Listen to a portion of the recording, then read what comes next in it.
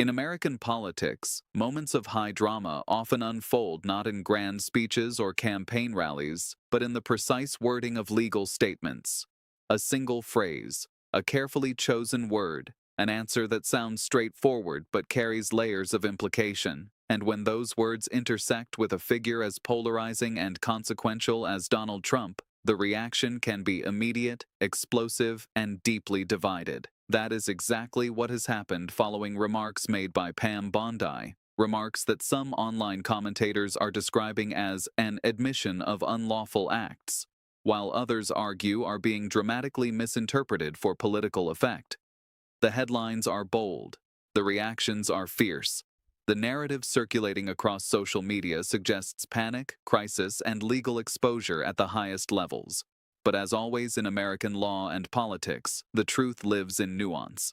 Pam Bondi is not a casual political voice. She is a seasoned legal figure, a former Florida Attorney General, and someone who has long been associated with high-profile legal and political battles.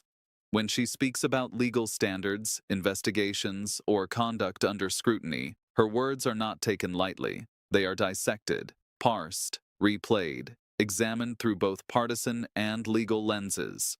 The controversy began when Bondi addressed questions surrounding actions that critics claim crossed legal boundaries.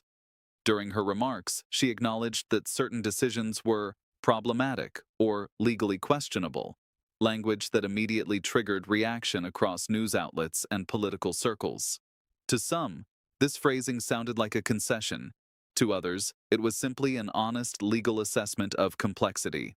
The phrase admitted unlawful acts quickly began trending online. But what does it actually mean to admit something unlawful? In legal terms, an admission is not defined by emotional tone or political pressure. It is defined by clarity and intent. For a statement to constitute a legal admission of wrongdoing, it must clearly acknowledge conduct that violates a specific law, along with awareness or intent that meets the statutory standard. Words like questionable, concerning, or even mistaken do not automatically meet that threshold. This is where the debate intensifies. Critics argue that Bondi's language crossed the line from commentary into concession. They claim that by acknowledging actions that were not in compliance with certain procedural standards, she implicitly confirmed illegality. In their view, this acknowledgement could have significant consequences if prosecutors or opposing counsel decide to treat her words as evidentiary material. Supporters counter that legal discussions often involve hypotheticals, strategic analysis, and nuanced acknowledgement of risk without conceding criminal conduct. They insist that describing an action as legally vulnerable or ill-advised is not the same as admitting a crime occurred. In the middle of this debate sits Donald Trump. Whenever legal questions arise involving Trump, the political temperature rises instantly. His supporters see investigations and accusations as extensions of political warfare. His critics see them as long overdue accountability. There is rarely neutral ground. The claim that Trump is in full panic mode adds another layer of spectacle. Political narratives thrive on imagery, the idea of urgency, crisis, scrambling behind closed doors. But public evidence of panic is often thin. Leaders rarely broadcast internal strategy sessions or emotional reactions.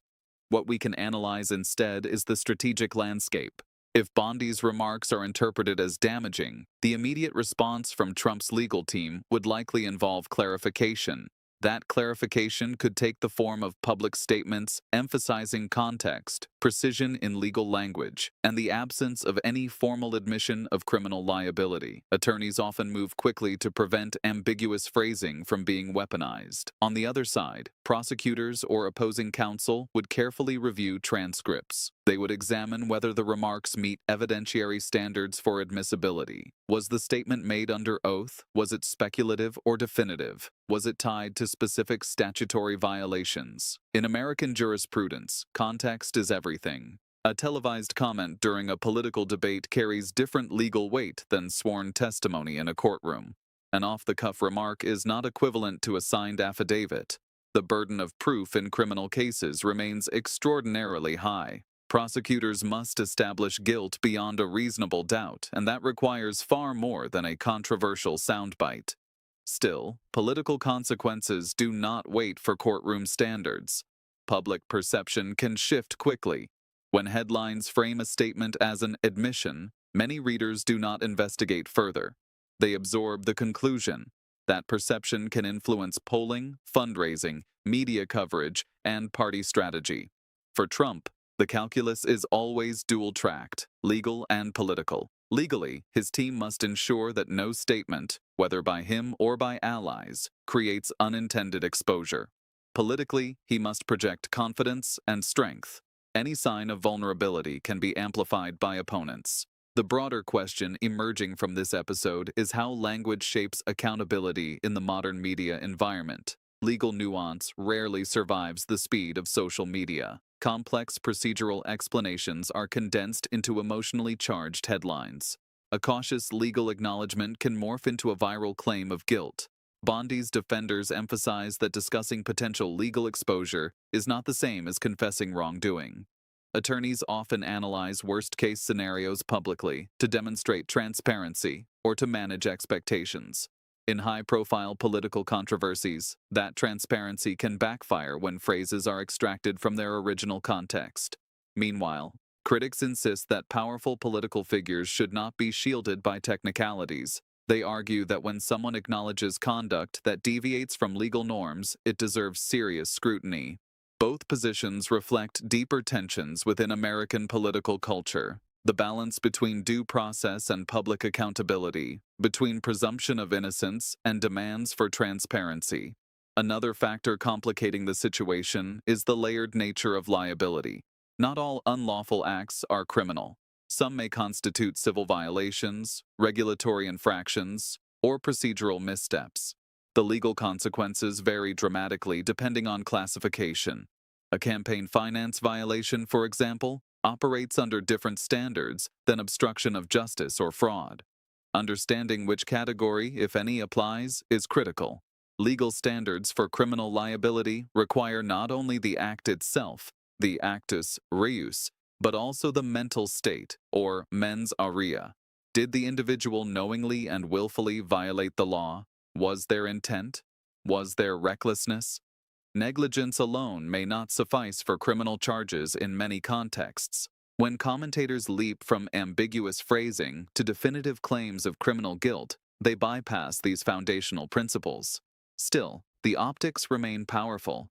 If prosecutors view Bondi's remarks as materially relevant, they could seek to incorporate them into investigative strategy. That does not mean immediate charges. It means careful evaluation. Grand jury proceedings, if applicable, are confidential. Motions, subpoenas, evidentiary disputes all unfold largely out of public view. For now, much of the drama exists in interpretation rather than confirmed legal action. Trump's public posture, historically, has been defiance rather than retreat. He often frames legal challenges as politically motivated attacks. If he responds to this controversy, it will likely follow that pattern, dismissing the narrative as exaggerated and reaffirming innocence. The opposition, meanwhile, may use the moment to argue that cracks are forming within Trump's legal shield. They may claim that even allies are acknowledging problematic conduct. The truth may be less cinematic and more procedural. Political legal battles often stretch over months or years. Motions are filed, hearings are scheduled, appeals are lodged. Statements made in one context are debated in another. What appears explosive today can evolve into a technical dispute tomorrow. This episode also underscores the power of framing. The phrase, admits unlawful acts, carries emotional weight. It suggests confession, wrongdoing, collapse of defense. Yet whether that phrase accurately captures the substance of Bondi's remarks depends entirely on the transcript and the surrounding explanation. Experts in media law frequently warn about the difference between legal precision and headline shorthand. Journalistic incentives favor clarity and urgency. Legal reality favors caution and specificity. As observers, it is important to separate verified facts from narrative amplification. Has there been a formal indictment tied to this statement? Has a court ruled that an admission occurred?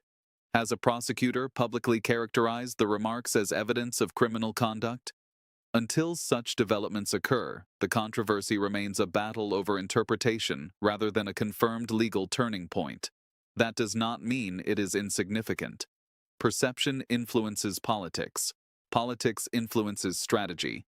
Strategy influences how cases are argued and defended. Even if no direct legal consequence emerges, the episode shapes the broader environment in which legal and electoral battles unfold. It also illustrates how closely aligned legal advocates must tread when speaking publicly about ongoing matters. Transparency can build credibility, but imprecision can invite scrutiny. For the American public, the larger issue is trust. Trust in institutions, trust in legal processes, trust that allegations will be evaluated fairly, without partisan distortion. In a polarized environment, that trust is fragile. Supporters of Trump will likely view this episode as yet another exaggerated controversy. Critics will view it as further evidence of vulnerability. The legal system, however, moves at its own pace, guided not by trending hashtags, but by procedural requirements. As the story develops, key indicators will include official filings, prosecutorial statements, and judicial rulings. Those documents, not commentary alone, determine outcomes. For now, what we have is a moment of rhetorical collision, a statement interpreted through competing political lenses, amplified by media urgency, and situated within an already volatile legal and electoral landscape. Is this a genuine turning point? Or is it another chapter in the ongoing saga where language, law, and politics intersect in unpredictable ways? Only the progression of formal legal processes will answer that definitively. Until then, it is worth remembering that in American law, accusations are not convictions, headlines are not verdicts, and statements, however dramatic they sound, must be measured against the rigorous standards that define criminal liability.